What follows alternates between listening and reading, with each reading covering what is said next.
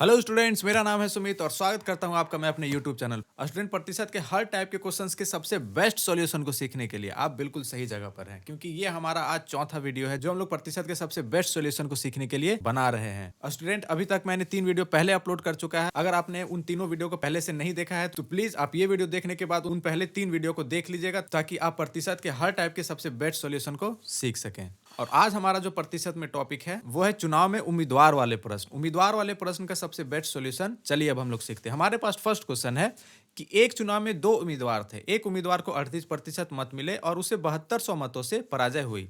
वैध मतों की कुल संख्या क्या थी? इसका हम लोग सबसे बेस्ट सॉल्यूशन सीखते हैं। तो चलिए स्टूडेंट, यहाँ पे हमारे पास है कि सबसे पहले तो हमारे पास 2 उम्मीदवार थे। मान लेते हैं कि दोनों उम्मीदवार ए और बी होंगे। चलिए, बिल्कुल सही। एक उम्मीदवार को 38% मत मिले और वह 7200 मतों से पराजय हो गया। एक मुझे बात बताइए, यहाँ पे हम लोग को केवल प्रतिशत में काम करना है। चलिए मान लेते हैं कि हमारे पास टोटल 100 उम्मीदवार थे। अगर 100 उम्मीदवार हमारे पास थे, एक उम्मीदवार को कितने मत मिले?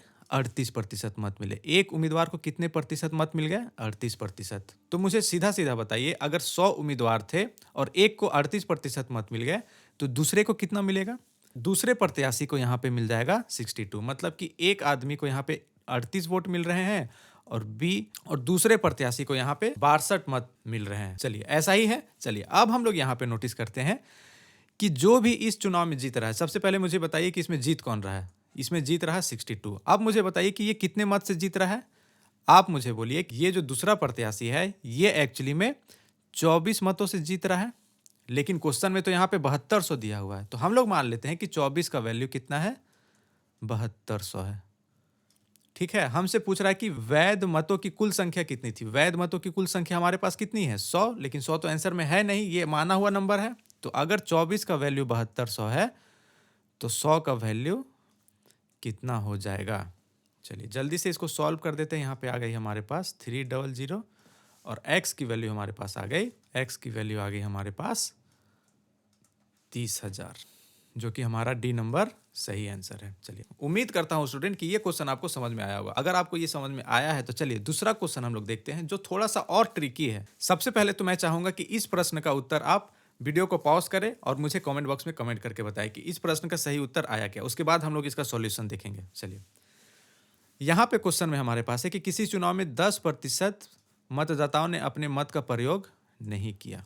चलिए फिर से सेम काम करते हैं जैसे हम लोगों ने पिछले क्वेश्चन में किया था। चलिए हम लोग मान लेते हैं कि फिर से 100 उम्मीदवार, किसी चुनाव में 100 उम्मीदवार होंगे। जिनका पंजीयन हुआ होगा वो 100 इंसान होंगे। मतलब कि जिनके पास वोटर कार्ड होगा वो 100 इंसान होंगे। चलिए, फिर यहाँ पे बोल रहा है कि 10% मतदाताओं ने अपने वोट का प्रयोग नहीं किया। मतलब कि इन 100 में से 10% ने क्या किया? अपना वोट का प्रयोग नहीं किया। ठीक है, बिल्कुल सही। 2000 मत अवैध घोषित कर दिए गए। इसका यूज हम लोग थोड़ा बाद में करेंगे। बोल रहा है कि उस चुनाव में विजय प्रत्याशी को कुल मत हमारे पास कितना है? 52%। कुल मतों का उसको कितना मिल रहा है? 52% मिल रहा है। यानी 100 अगर कुल मत था तो 52% इसी को मिल गया। तो आप मुझे डायरेक्ट बोलिए अब यहाँ से कि एक आदमी को मिल रहा है 52 और एक आदमी को मिल रहा है 10। दोनों को जोड़ दिए तो हो गए 62 और 100 में से 62 अगर घटा देते हैं तो हमारे पास आ गए 38। लेकिन जरा यहाँ पे सोचिए, 2000 मत अवैध भी तो घोषित हुए हैं, तो उसको हम लोग कहाँ पे लिखें? वो तो प्रतिशत में हमारा वैल्यू है भी नहीं। तो स्टूडेंट, हम लोग एक काम करते हैं कि ये जो 2000 मत है ना, ये जो 2000 अवैध मत है, हम लोग एक कोशिश करते हैं कि ये 2000 मत को इस जो हार रहा है प्रत्याशी उसको दे देते हैं। तब तो ये 38% पूरा हो जाएगा। यहाँ पे थोड़ा सा रुक के सोचिएगा कि मैंने क्या बोला है। ठीक है, चलिए। तो जो 2000 अवैध मत है, अगर इसको हम दे देते हैं तो ये 38% पूरा हो जाएगा। बिल्कुल सही। फिर ये जो जीत रहा है प्रत्याशी ये जो जीत रहा है, ये क्वेश्चन में कितना मत से जीत रहा है? 13,200 मत से जीत रहा है। लेकिन 2000 अगर हम लोग इसको दे दिए तो ये 2000 कम मत से जीतेगा। यानी कि पहले अगर 13,200 मत से जीत रहा था तो अब ये कितना मत से जीतेगा? 11,200 मत से जीतेगा। बिल्कुल सही।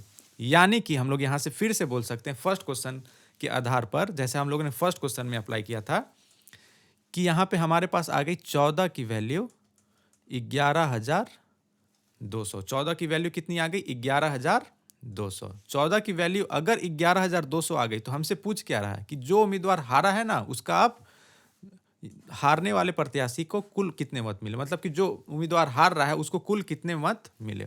हम यहाँ पे देख रहे हैं कि उसको कुल मत 38% मिल गए, यानी 38% की वैल्यू हमसे पूछी जा रही है। रेशियो मेथड से इसको हम लोग सॉल्व कर लेते हैं जल्दी से।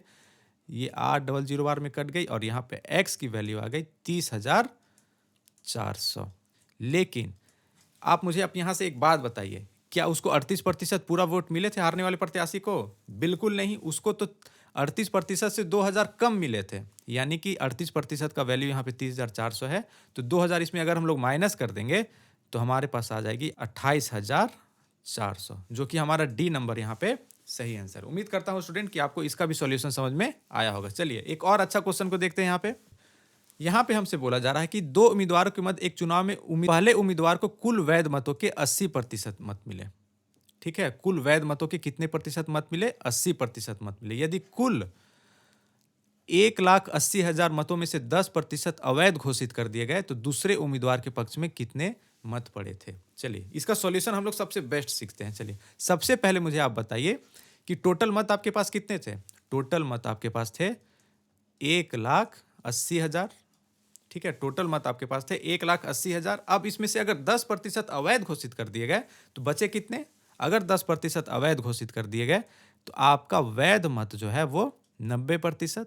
अब चलिए इसी नंबर का एक उम्मीदवार को मिल रहा है 80, और इसी नंबर का मतलब कि इसी नंबर का एक उम्मीदवार को मिल रहा है 80% और एक उम्मीदवार को मिल रहा है 20%। ठीक है, अगर ये अपने आप में 100 है तो एक को मिल रहा है इसका 80 और एक को मिल रहा है 20। हमसे पूछ रहा है तो दूसरे उम्मीदवार के पक्ष में कितने वैध मत पड़े? दूसरे उम्मीदवार के पक्ष में कितने वैध मत पड़े? 20%, यानी इस पूरे नंबर का हमको 20% ही तो निकालना है। चलिए 2 जीरो से ये दोनों और ये दोनों जीरो से ये दोनों, अगर इसको हम लोग जल्दी से सॉल्व कर लेते हैं तो हमें नंबर मिलती है कितनी? 32400, जो कि हमारा सही आंसर है। देखा स्टूडेंट कितना जल्दी और कितना आसानी से हम लोगों ने इस प्रश्न को बनाया। चलिए अगर आप इसमें कोई और मेथड यूज करते तो हो सकता है कि आपको ज्यादा टाइम लगता है। चलिए स्टूडेंट बढ़ते हैं एक और अच्छे प्रश्न के ऊपर, सीखते हैं उसका और सबसे अच्छा सॉल्यूशन। चलिए तो अगले प्रश्न में हमारे पास है कि पटना शहर की आबादी कितनी है? 96 शहर। यहाँ पे आगे हमारा पटना शहर, जिसकी आबादी कितनी है? जिसकी आबादी है 96,000। चलिए क्वेश्चन में जैसा बोलते जा रहा है वैसा अभी हम लोग करते जाते हैं। बोल रहा है कि ये प्रति दर 800 की दर से घटती है, मतलब कि ये प्रति दर 800 की दर से घट रही है, मतलब कि 96,000 है, ऐसा हो तो नहीं रहा है लेकिन 800 की दर से ये घट रहा है। फिर बोल रहा है दूसरा में कि एक और शहर है पाटलिपुत्र। एक और शहर है क्या? पाटलिपुत्र। एक यहाँ पे और शहर आ गया जिसका नाम है पाटलिपुत्र। इसमें टोटल 68,000 इसका जनसंख्या है। ठीक है, और ये घट कैसे रही है? सॉरी, यहां पे ये प्रतिवर्ष 1200 की दर से बढ़ रहा है।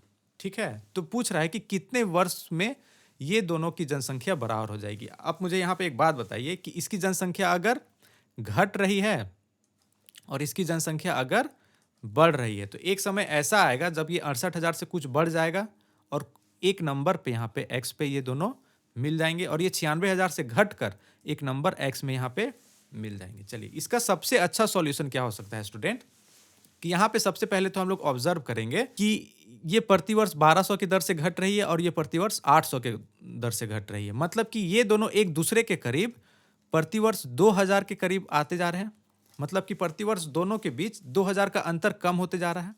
बिल्कुल सही, ये अगर 800 घट रही है और ये अगर 1200 घट रही है तो प्रति वर्ष दोनों के बीच में 2000 का गैप कम होते जा रहा है।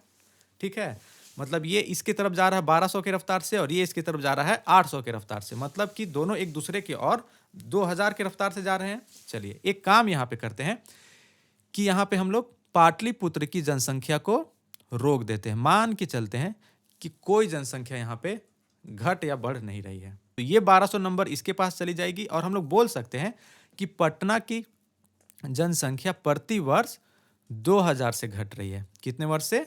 2000 से घट रही है। मैंने क्या किया कि पाटलिपुत्र को रोक दिया और पटना को बढ़ा दिया, मतलब कि पटना पहले 800 से बढ़ रहा था तो अब 1200 की रफ्तार से बढ़ रहा है। दोनों एक दूसरे की तरफ तो 2000 की स्पीड से ही जा रहे थे ना। यहाँ पे हम देख रहे हैं कि हम लोगों ने पाटलिपुत्र को रोक दिया और डायरेक्ट पटना का स्पीड कितना कर दिया, 2000। चलिए तो अब इसको सॉल्व करने के लिए दोनों शहर का डिफरेंस हम लोग निकाल लेते हैं। कितना आ जाएगा हमारे पास, 28,000। दोनों का डिफरेंस हमारे पास कितना है, 28,000। अब इसी को हम लोग ये जो रफ्तार है जनसंख्या घटने का उससे डिवाइड दे देते हैं, तो हमारे पास आ जाएगी 14 वर्ष, यानी कि बी नंबर इस प्रश्न का सही उत्तर है। चलिए स्टूडेंट अगला प्रश्न देखते हैं। चलिए इस प्रश्न में हमारे पास कि एक स्कूल में 1400 छात्र हैं। चलिए 1400 छात्र को यहाँ पे लिख लेते हैं और उनमें से 25% चश्मा लगाते हैं। अगर ये 1400 छात्र है और उनमें से 25% चश्मा लगाते हैं तो हम लोग क्या लिखेंगे, इस 1400 का 25% ही तो लिखेंगे यहाँ पे। चलिए अब यहाँ पे गौर करिएगा, चश्मा लगाने वालों में से, चश्मा लगाने वाले कौन है, ये 1400 का 25%, इनमें से 2/7 लड़के हैं। 2/7 क्या है, लड़के हैं। अगर 2/7 लड़के हैं तो 5/7 कौन होंगे, लड़कियां होंगे। अगर 2/7 लड़के हैं तो 5/7 लड़कियां होंगी। चलिए इसमें से ये चश्मा लगाने वाले हैं, इसमें से 2/7 कौन है, लड़के हैं और 5/7 लड़कियां हैं। तो 5/7 से डायरेक्ट अगर इसको हम लोग मल्टीप्लाई कर देते हैं तो हमें नंबर मिल जाएगी, मतलब कि 250, जो कि इस प्रश्न का सही उत्तर है और सबसे अच्छा तरीका है। स्टूडेंट ये सारे जो तरीके हैं ये आपको अदर यूट्यूब चैनल में नहीं बताए जाएंगे, क्योंकि ये प्रश्न में उनके हिसाब से उनका जो बनाया हुआ ट्रिक होता है वो इसमें काम नहीं करता है, इसलिए वो इस प्रश्न को नहीं बताते। लेकिन मैं आपके साथ ऐसा नहीं करूंगा। अगर आप मेरे साथ जुड़े हुए हैं तो मैं आपको हर टाइप के, मतलब जितने टाइप एग्जाम्स में सभी टाइप के क्वेश्चन के सबसे बेस्ट सोल्यूशन आपको यहाँ से बता कर जाऊंगा। हो सकता है कि वो सोल्यूशन थोड़ा बड़ा हो, समझने में परेशानी हो रहा हो, या फिर हो सकता है कि वो छोटा हो, तो मैं छोटा भी बताऊंगा और बड़ा भी बताऊंगा। लेकिन एग्जाम में जो क्वेश्चन आता है मैं सभी आपको बताऊंगा। फ्रेंड जुड़े रहिए हमारे साथ, इस चैनल को सब्सक्राइब करना ना भूलिए। मिलते हैं प्रतिशत के अगले वीडियो में, तब तक के लिए धन्यवाद, थैंक यू।